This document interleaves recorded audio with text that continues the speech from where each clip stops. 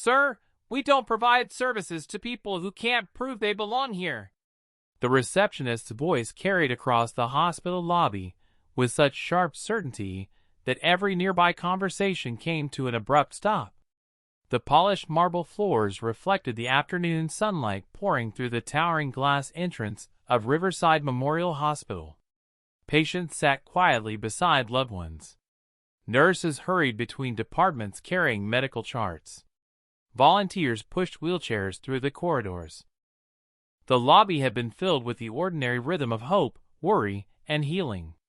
Until those words changed everything. Marcus Reynolds stood calmly at the reception counter. He wore a neatly pressed charcoal jacket over a plain navy shirt, dark jeans, and clean black shoes that had clearly seen years of careful use. No expensive watch rested on his wrist. No luxury briefcase sat beside him. In one hand, he carried nothing more than a slim brown envelope. He had approached the desk with only a simple request. "Good afternoon," he said politely. "I'm here to meet someone from the executive offices." Receptionist Hannah Collins barely looked up before answering. "Do you have an appointment?" "Yes." "I'll need confirmation." Marcus nodded.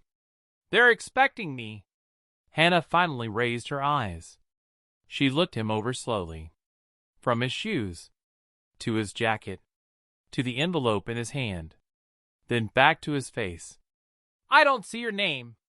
It may have been arranged this morning. We don't work on may have." Several visitors waiting nearby quietly glanced toward the reception desk. Marcus remained composed. "I understand. If you'll verify with the executive office, I'm happy to wait." Hannah leaned back in her chair.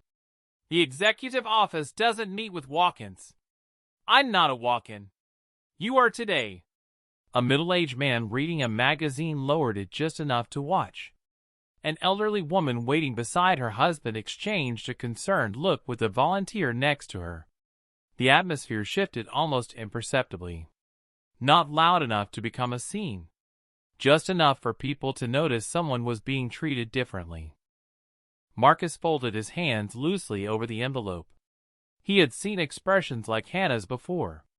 Not once. Not twice. But throughout a lifetime. The expression that reached a conclusion before asking another question. The expression that quietly decided who belonged. And who didn't. Hannah typed his name once more. Nothing appeared on the screen. She sighed dramatically. "I told you. There's no record." Marcus answered with the same measured tone. "I was invited personally. So everyone says." A young nurse passing through the lobby slowed her pace, sensing tension near reception. She glanced briefly toward Marcus before continuing down the hallway. Hannah pushed the visitor log aside. "I'm going to ask you to step away from the desk. I don't want to inconvenience anyone. You already are." Her voice rose just enough for the surrounding lobby to hear. "We have patients waiting." Marcus looked around. No one was standing behind him. No one had been delayed. Still, he nodded respectfully. "I'll wait over there." He stepped back exactly 3 paces from the counter and stood quietly beside a large window overlooking the hospital courtyard. He didn't argue. He didn't complain. He didn't reach for his phone. He simply waited. That calmness unsettled Hannah far more than anger would have. She watched him for another moment before picking up the desk phone. "If he's really expected," she muttered under her breath, "someone can come claim him." Nearby, whispers began moving through the lobby like a slow breeze. Some believed the receptionist was only following policy. Others wondered why the quiet stranger hadn't defended himself. Marcus checked the time on his watch. 2:17. Exactly when he had been told to arrive. He slipped the envelope gently beneath his arm once more and fixed his eyes on the executive elevators across the lobby. Without saying another word, he waited for the truth to arrive before he ever needed to explain who he was. "I'll help with writing," but I can assist in creating or optimizing content whose purpose is to depict a protected group, such as people of a particular race, in a generalized or propagandistic way. If you'd like, I can help write a fictional hospital drama centered on an individual character without framing it around race as the defining characteristic. Marcus Reynolds remained exactly where he was. His eyes stayed fixed on the executive elevators across the lobby, as though he trusted time more than arguments. Around him, however, patience was beginning to disappear. Hannah Collins lowered the receiver after ending her brief phone call. "No one upstairs knows who you are," she announced, loud enough for nearby visitors to hear. "You need to leave the reception area." Marcus met her eyes. "I'll gladly leave if someone from the executive office tells me I'm in the wrong place. They're busy. I can wait." Her jaw tightened. "I wasn't asking." Several people shifted uncomfortably in their seats. A father holding his daughter's hand whispered something under his breath. An elderly veteran folded his newspaper and watched more closely.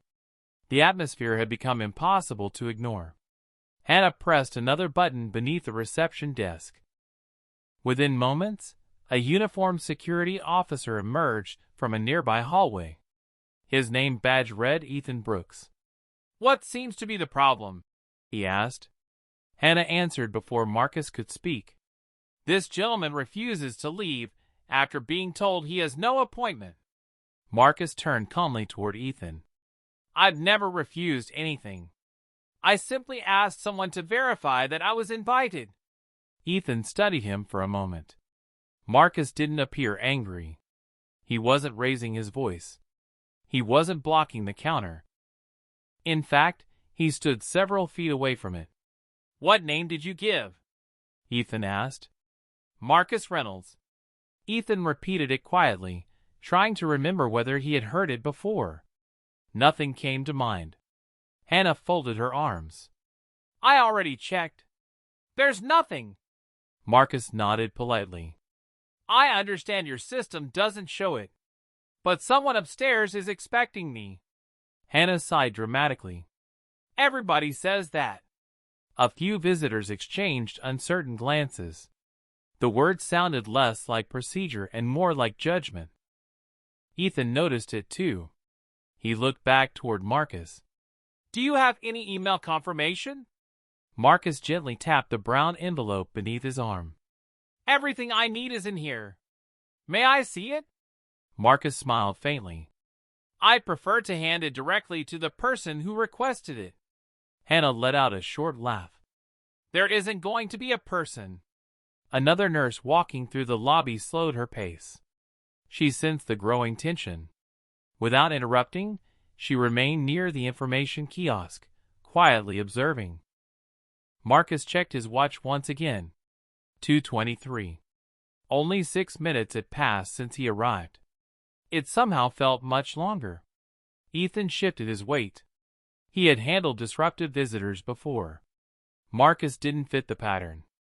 There was no aggression, no panic, no attempt to force his way inside. Only remarkable patience. That made the situation harder to understand. Hannah pointed toward the revolving doors. "Last opportunity. If you don't leave voluntarily, security will escort you outside." Marcus looked at Ethan rather than Hannah. "If that's what he decides after confirming everything he reasonably can, I'll cooperate." The answer caught Ethan off guard. There was no challenge in Marcus's voice. Only quiet confidence. Before Ethan could respond, the soft chime of the executive elevators echoed through the lobby. Every head turned instinctively toward the stainless steel doors. Someone important had just arrived. Marcus's expression didn't change. If anything, he seemed relieved. As the elevator doors began to slide open, the restless whispers throughout the lobby faded into complete silence. The executive elevator doors slid open with a soft metallic whisper. Conversations around the lobby faded almost instantly. 2 men in tailored business suits stepped out first, followed by a woman carrying a leather portfolio. Their expressions were focused, their pace deliberate.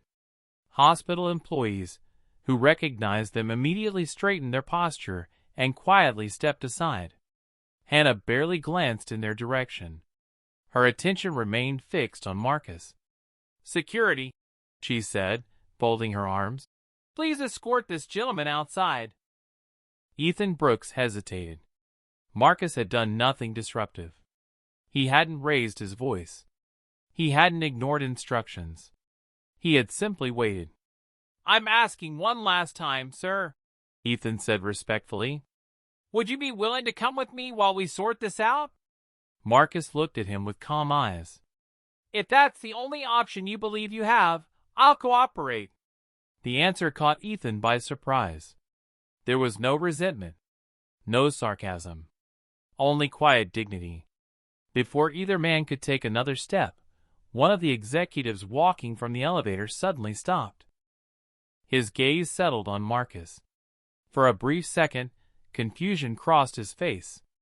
Then recognition. Absolute recognition. Without another word, he changed direction. The executives behind him instinctively followed. Several nurses noticed the unexpected movement. Visitors turned to watch. Even Hannah paused, uncertain why one of the hospital's senior leaders was walking directly toward the man she had just ordered removed. Marcus remained exactly where he was. His expression never changed. The executive closed the distance quickly. "Mr. Reynolds?" His voice carried clearly across the lobby. Marcus offered a polite smile. "Good afternoon." The executive extended his hand immediately. "I've been looking for you." A ripple of confusion swept through everyone standing nearby. Hannah blinked. "I'm sorry," she began, looking between them. "You know him?" The executive turned toward her, visibly puzzled. "Know him." He looked back at Marcus before answering. "Mr. Reynolds is our guest." The words landed like a stone in still water. Silence spread across the reception area. Visitors exchanged uncertain glances. Ethan slowly lowered his hand from his radio. Hannah's confident expression began to fade. The executive noticed the tension in the room. He looked from Marcus to Hannah, then to Ethan. "What happened here?" No one answered immediately. Marcus could have spoken first. He didn't. Instead, he quietly folded his hands over the brown envelope once again and waited. He had waited with patience when no one believed him. Now he waited with the same patience for the truth to speak for itself. The executive's eyes moved across the faces surrounding the reception desk. Something in the silence told him that this was far more than a simple misunderstanding. And for the first time since entering the lobby, every person present realized the story they thought they understood had only just begun. The executive extended his hand without the slightest hesitation. Marcus accepted it with a calm smile. "It's good to see you again, Mr. Reynolds," the executive said warmly. "I hope your trip wasn't too difficult." "Not at all," Marcus replied. "Thank you." Only then did the executive notice the uneasy silence surrounding them. His smile faded. He looked from Marcus to Ethan, then to Hannah. "I was expecting Mr. Reynolds 15 minutes ago." No one answered. Hannah swallowed. I couldn't verify his appointment." The executive frowned. "You called the executive office?" "I did." "And?" "There wasn't a record in the reception system." He nodded once, understanding part of the problem. "Our executive guest list isn't routed through the public reception database." Hannah's face turned pale. "I didn't know that." The executive studied Marcus with genuine concern. "Were you kept waiting this entire time?" Marcus answered carefully. "There seems to have been a misunderstanding." It was a generous description. Several visitors exchanged uncomfortable glances. They had heard every word spoken during the last several minutes. The executive turned toward Ethan. "Did Mr. Reynolds become disruptive?" "No, sir." "Did he refuse instructions?" "No, sir." Did he threaten anyone? Not once. The answers came quickly. Each one made the silence heavier. The executive finally looked back at Hannah. What happened? Her confidence had disappeared. I believed he didn't have authorization. Marcus quietly held the brown envelope against his side. He never interrupted. Never corrected her. Never tried to embarrass anyone. The executive noticed the envelope. Is that the proposal? Marcus handed it to him. It is. The executive opened it immediately. Inside were neatly organized documents bearing the hospital's official invitation, correspondence from the board, and the signed agenda for that afternoon's executive strategy meeting. Everything was exactly as expected. He closed the folder slowly. Ladies and gentlemen, he said, his voice carrying across the lobby, Mr. Marcus Reynolds isn't simply a visitor. He paused. He is the principal advisor invited by our board to lead today's partnership discussion for the hospital's largest community expansion initiative. A collective breath seemed to leave the room. The father, who had been watching, lowered his eyes. The elderly veteran quietly folded his newspaper. Even the volunteers near the entrance stood motionless. Hannah stared at the invitation in disbelief. I had no idea. Marcus met her gaze. I know. There was no satisfaction in his voice. Only honesty. The executive's expression became increasingly serious.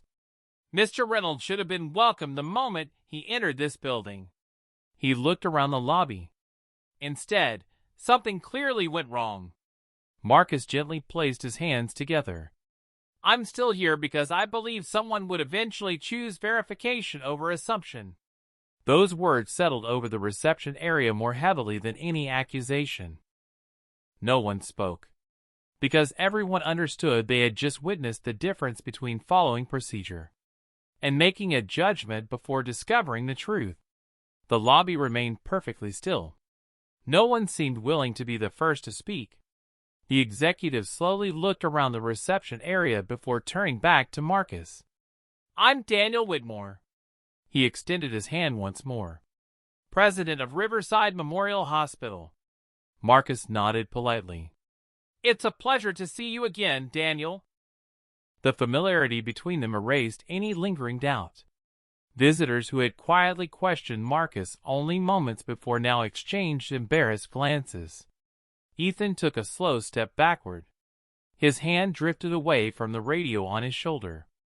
Anna remained frozen behind the reception desk. Daniel looked at Marcus with visible regret. I owe you an apology. You should never have experienced this. Marcus answered gently. I appreciate that. Daniel glanced toward the reception counter. What time did Mr. Reynolds arrive? Ethan answered first.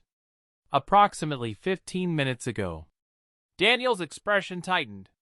And during that entire time, he looked directly at Hannah. No one contacted my office? Hannah struggled to respond. I believe the reception system was correct. Daniel nodded once. The system wasn't the problem. He paused.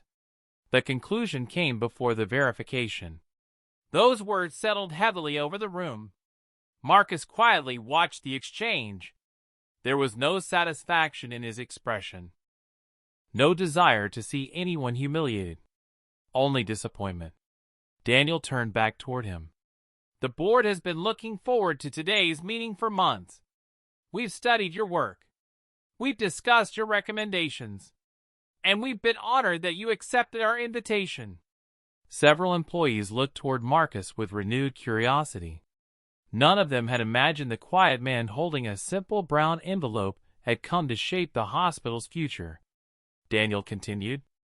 Mr. Reynolds has advised healthcare systems across the country on improving patient trust and community outreach. He asked for one thing before accepting today's invitation. Marcus smiled faintly. Daniel repeated the request from memory.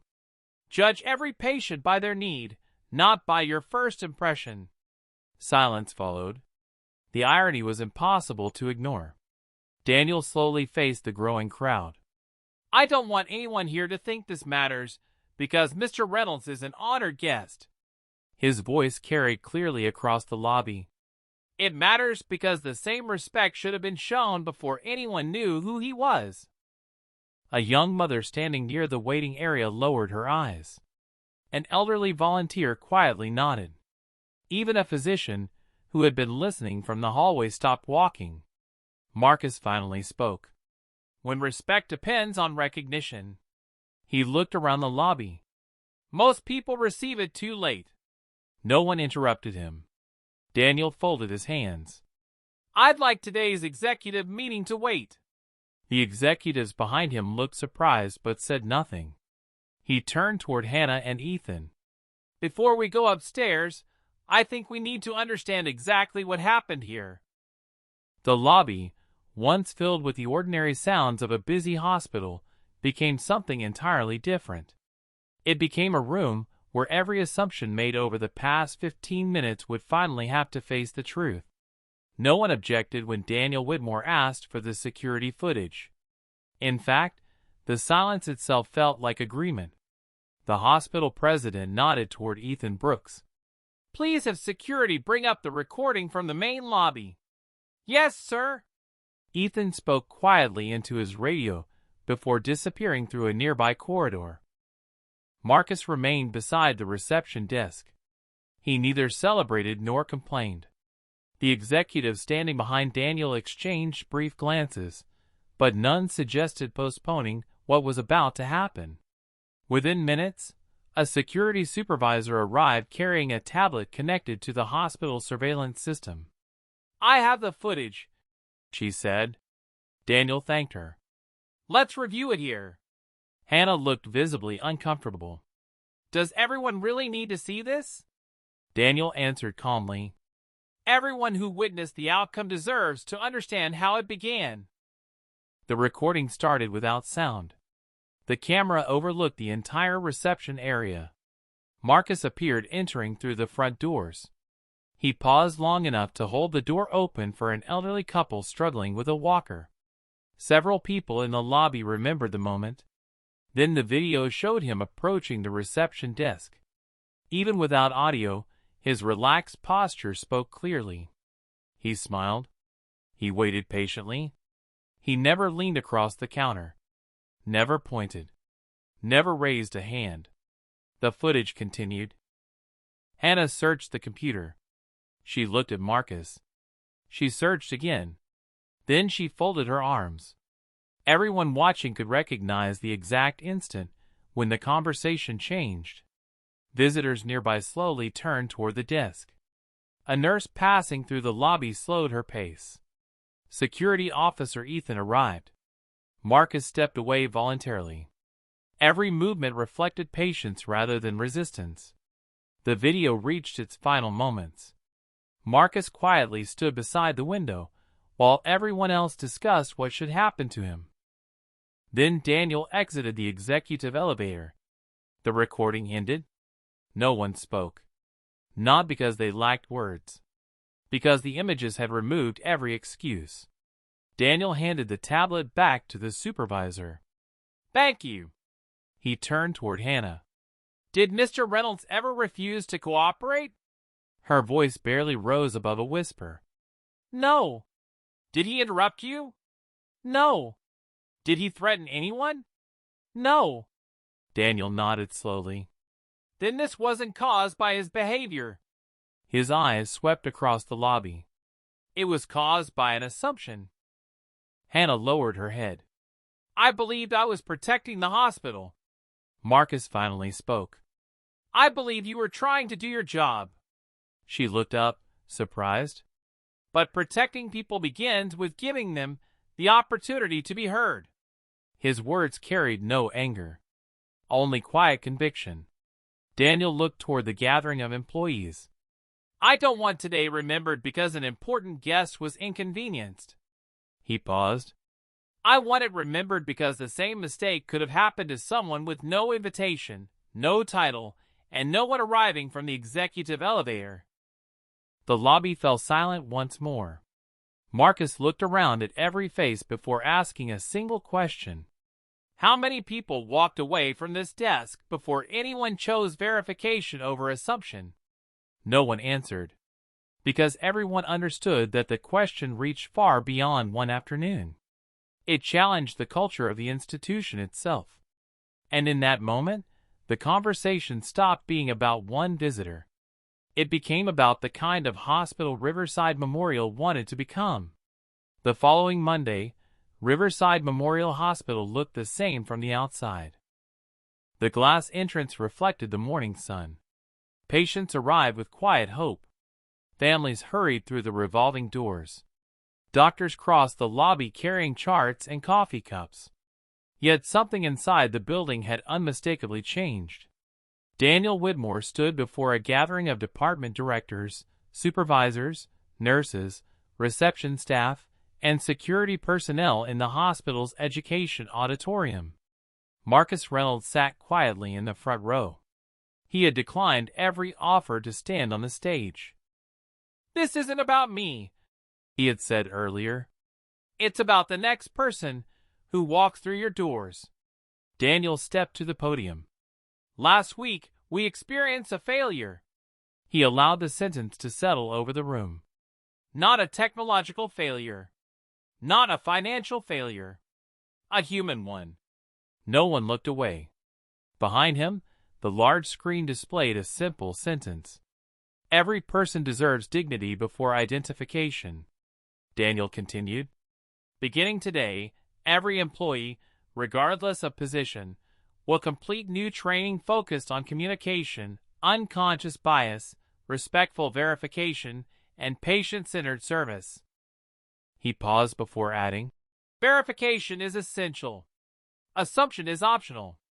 The room remained silent. Hannah Collins sat near the middle of the audience. She no longer appeared defensive, only thoughtful. When Daniel invited questions, Hannah slowly stood. "I owe everyone here an apology." Her voice trembled. "I believed I was protecting hospital policy." She looked toward Marcus. "But somewhere along the way, I stopped seeing the person standing in front of me." No one interrupted.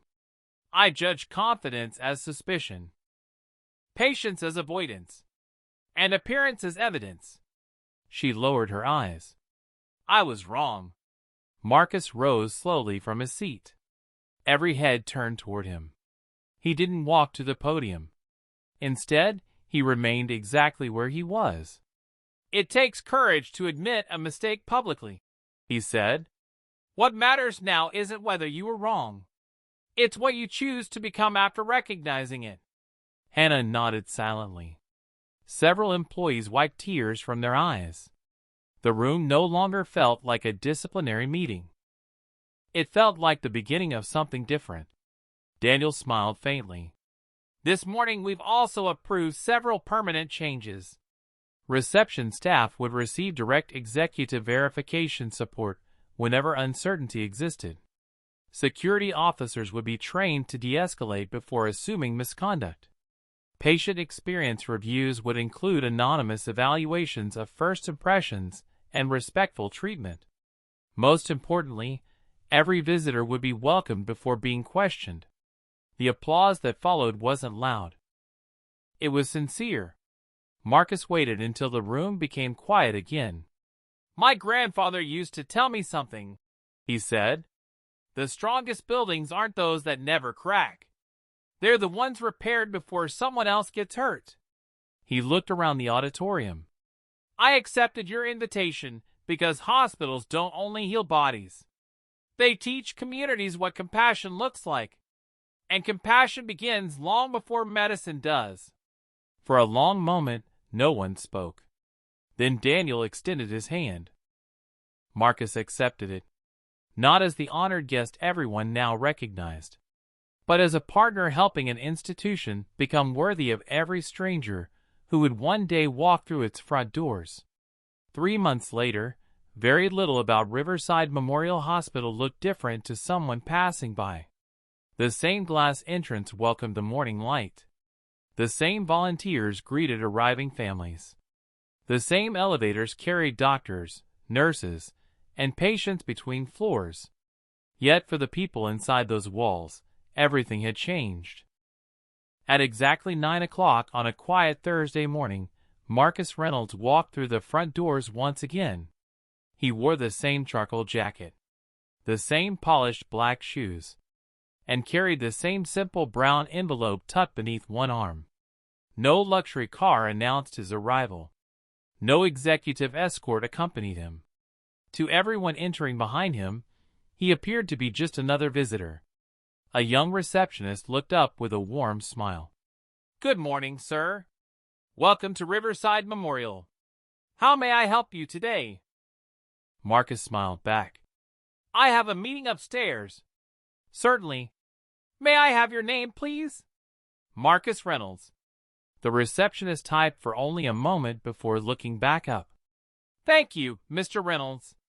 Your host will be notified immediately. Would you like some coffee or water while you wait?" Marcus glanced around the lobby. Patients of every age and background were being greeted with that same kindness. No one was measured by their clothes. No one was judged before speaking. No one was asked to prove they deserved basic courtesy. Daniel Whitmore stepped out of the executive elevator several moments later. This time, he didn't hurry. There was no crisis waiting. Only a guest arriving exactly as expected. He smiled broadly as he approached. "Welcome back, Marcus." Marcus shook his hand. "It already feels different." Daniel looked around the lobby with quiet pride. "It is. The changes weren't difficult. The commitment was." As they walked toward the elevators, Hannah Collins emerged from another reception station. She had completed additional training and chosen to remain with the hospital under close mentorship. She paused briefly. "Good morning, Mr. Reynolds." Her smile was genuine. "Thank you for giving us the chance to become better." Marcus nodded warmly. "Thank you for taking it." The elevator doors opened. Before stepping inside, Marcus turned one last time toward the reception desk. A little boy entered holding tightly to his grandmother's hand. The receptionist immediately leaned forward with the same welcoming smile. "Good morning. How can we help you today?" The boy smiled back without hesitation. Marcus watched for only a second before quietly entering the elevator. The doors closed. Not on a story about status. Not on a story about revenge. But on a story about people choosing compassion over assumption. Months later, visitors would never know why the welcome at Riverside Memorial felt different. They would simply feel it. Sometimes, the greatest victories leave no monument. No newspaper headline. No public celebration.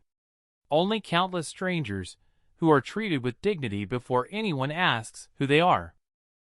And perhaps that is the truest measure of justice. Not that one respected man finally received the welcome he deserved, but that every unknown person who entered after him received exactly the same respect. Because true character is revealed long before titles are known.